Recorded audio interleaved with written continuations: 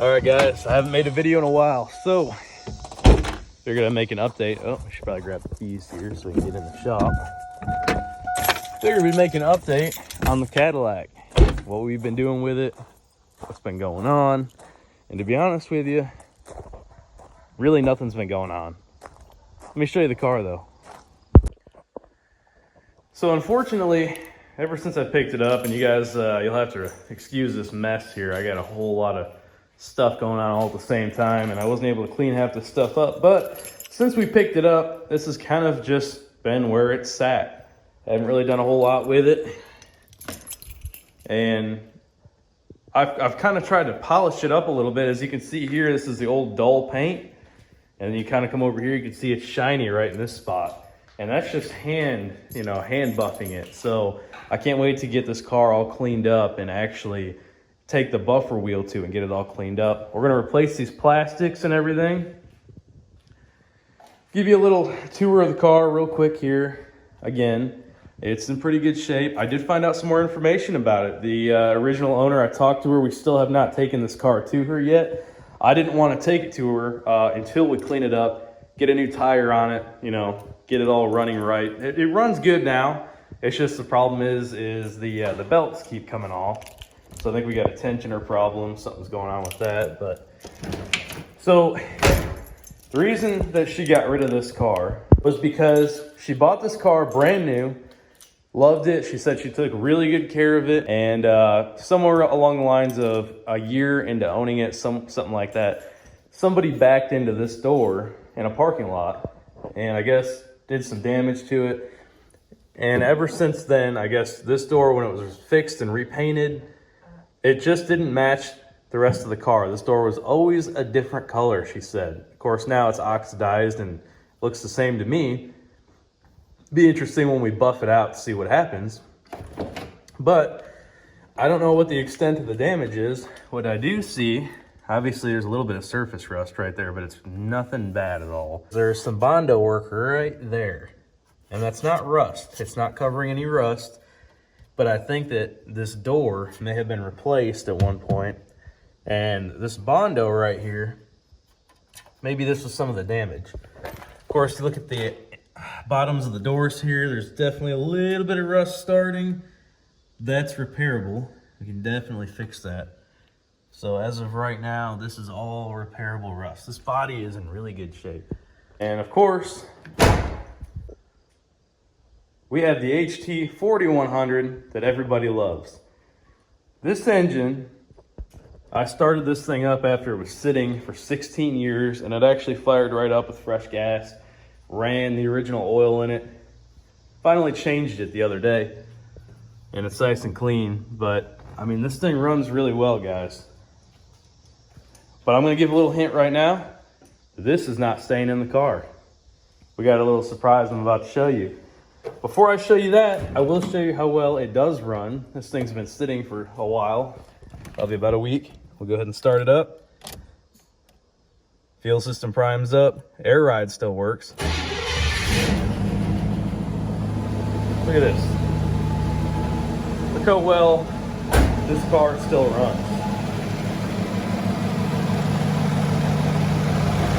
It's so quiet, and it doesn't matter if it's warmed up or cold. There's no ticks, no knocks, nothing like that. It makes no noise. It's silent. I'm gonna guess that this is not the original engine. I haven't decided if we want to maybe test the abilities of this engine to see what it can handle before it blows up.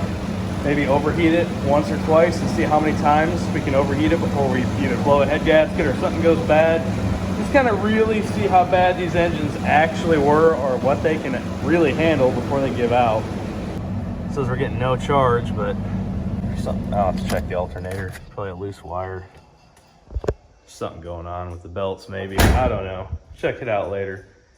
Let me show you guys what's going in this car to replace the HT 4100. You really got to appreciate that badging. I mean, by the way, guys, this top is in really good shape. I mean, this is A little dirty, but it really is in good shape. And there's really no rust under the car. I mean, there's a lot of surface rust, but this thing is clean. All right, let's go check out this other engine.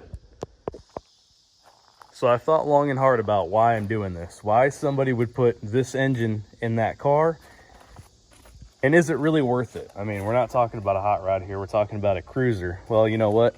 I decided that I do like this car as a cruiser, even though it's front wheel drive. It's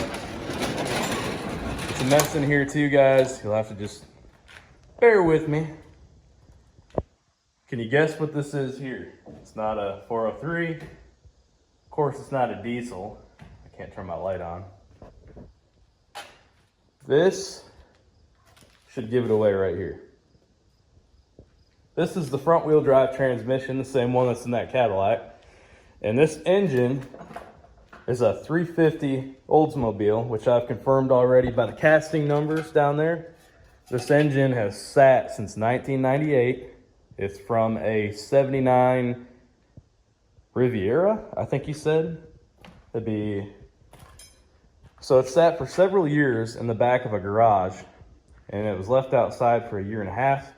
I already cranked the engine over and it turns just fine. In fact, I'm almost tempted to put this on a stand, see if we can get it running, and just see how well it does run, because I mean, maybe it runs fine the way it is. I would rather rebuild it. See, the plan here is to rebuild this Olds 350, put a cam in it so it sounds real good, has a little bit more power.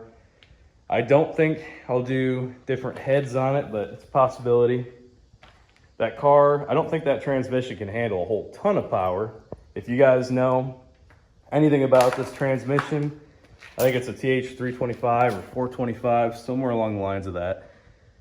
Please let me know in the comments how much power this can handle.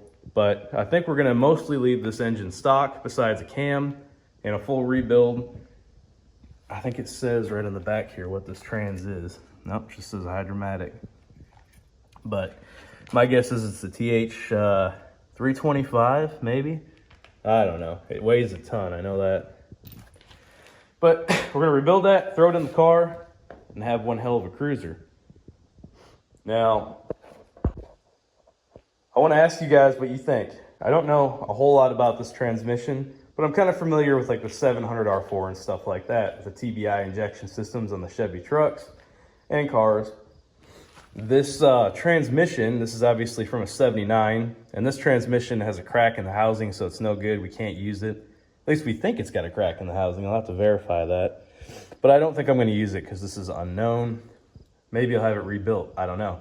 But from what I understand, the transmission in the 85 Eldorado is controlled by the computer for the torque converter lockup, something like that.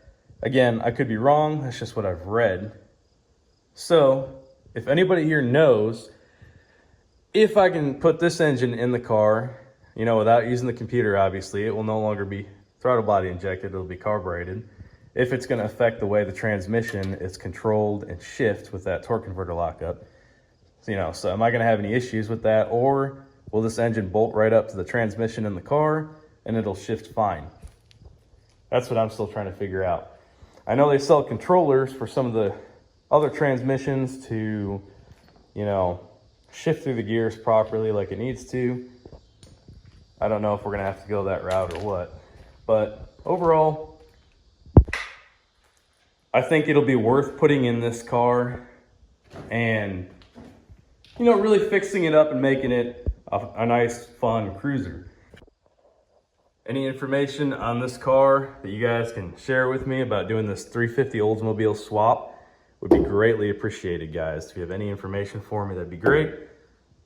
I appreciate you guys watching the videos. Like and subscribe. Like I said, we got more stuff coming. This is not the only classic that I have sitting around. I have some other surprises, so we'll get into that too. But for right now, we're focusing on this.